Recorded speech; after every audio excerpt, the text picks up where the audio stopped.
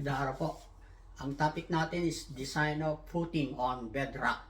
Yung site is solid rock, yung base.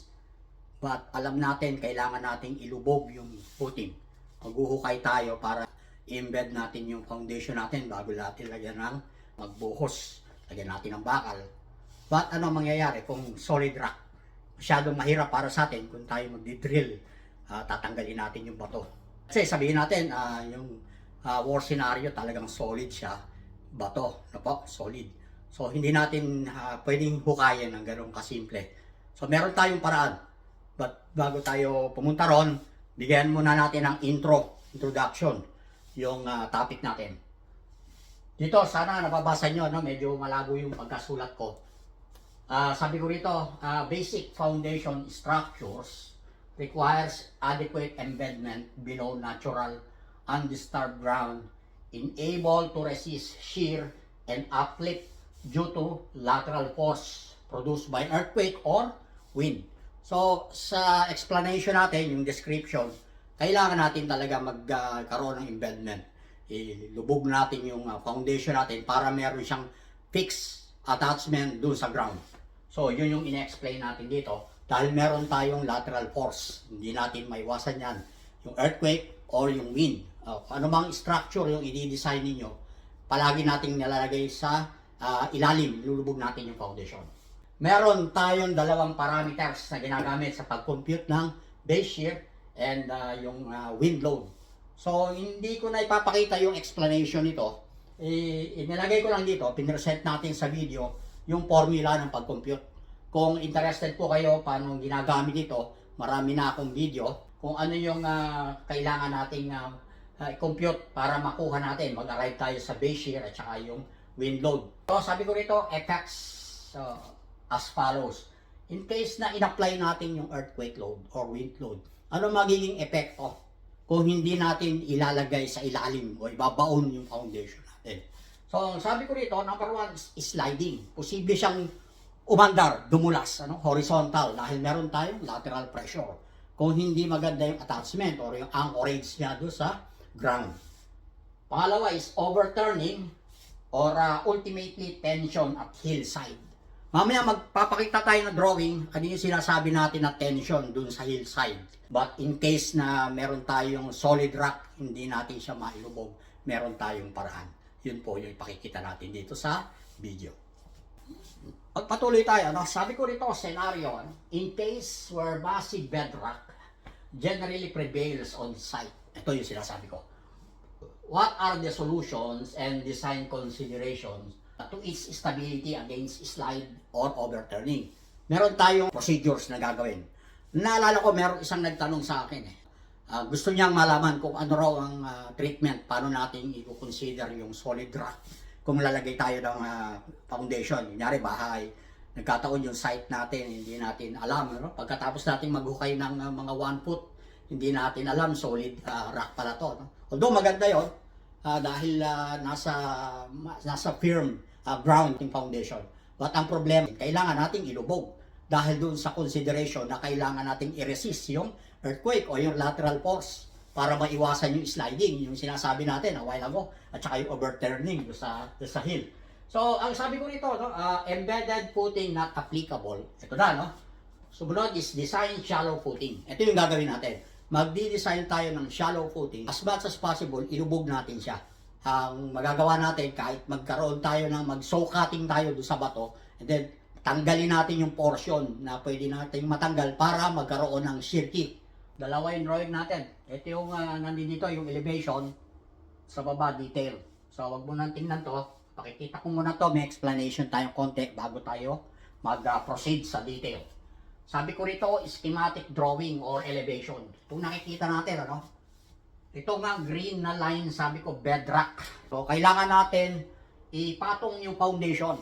So, magkakaroon tayo ng special treatment pagdating sa ganyan dahil masyadong matigas.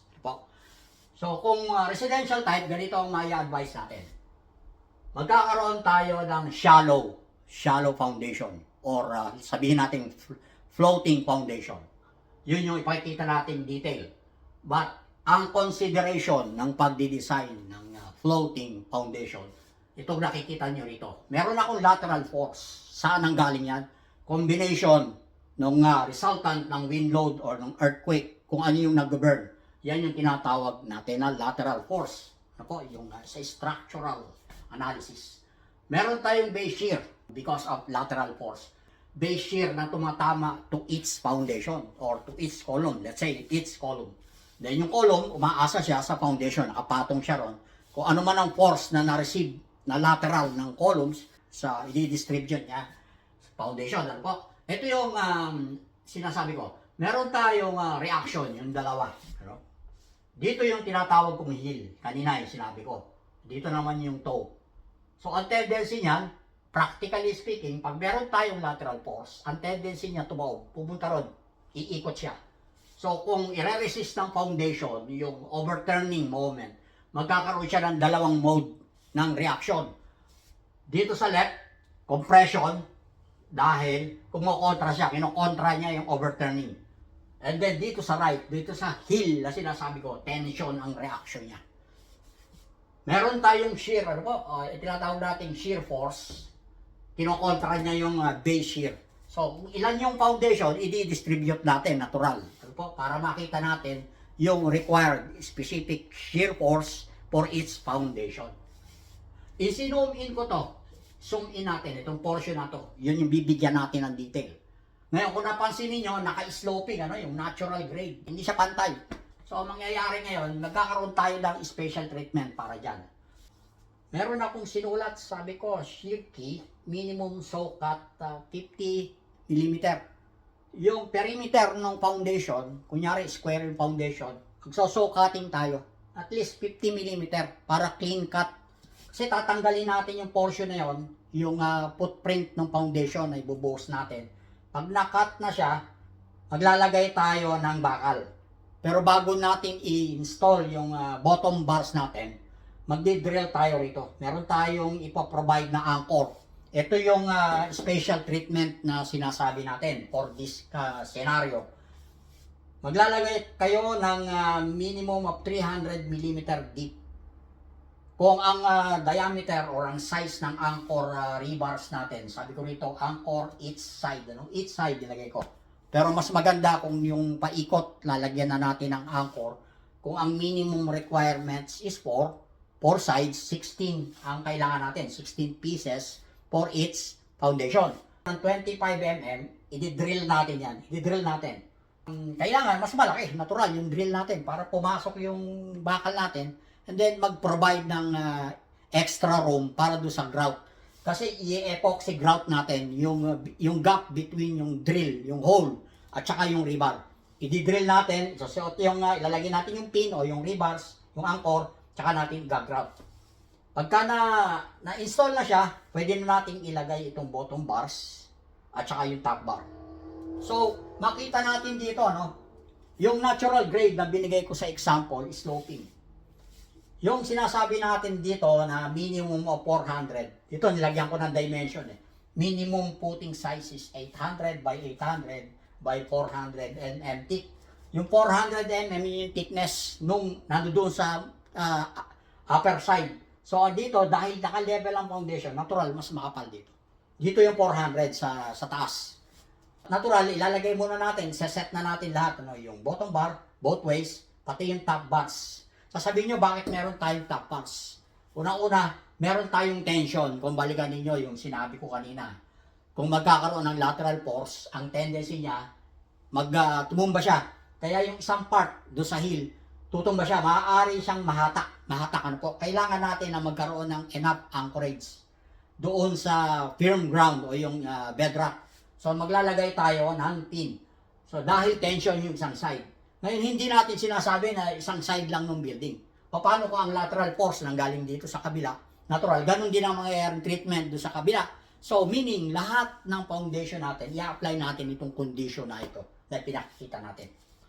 So, ang minimum footing size, sabi ko, 800 by 800 by 400 mm thick, reinforced with 2 layers of rebars. Ito nga, meron tayong bottom, then meron tayong top. So, wag nyo nang pansinin yung slope niya, isusundan lang natin yung bakal natin. But natural, do sa bottom bars, maglalagay tayo ng spacer as usual. Pag nabuhusan na natin yan, natural, dapat nakatanim na rin itong bakal no poste. So, yun po, sana malinaw yung explanation natin. Ganito ang ginagawa natin. Pagka na-encounter natin sa site, yung solid rock, hindi talaga pwedeng hukayin. Ang gagawin natin, magdi-drill tayo. Lalagyan natin ng pin. But kung talagang gusto nyong malaman kung kaya na ba ng 4 na piraso, kailangan ninyong i-check yung reaction na binibigay ng lateral force na pinakita natin kanina, yung formula, kailangan nating ma-compute yung actual. But for residential, sa tingin ko okay na ito, yung binibigay nating number of pieces ng anchor. Sana po nagustuhan niyo at may napulot tayo dito sa topic natin ngayon. At like and share na lang kung kita tayo uli sa susunod. Thank you for watching. God bless.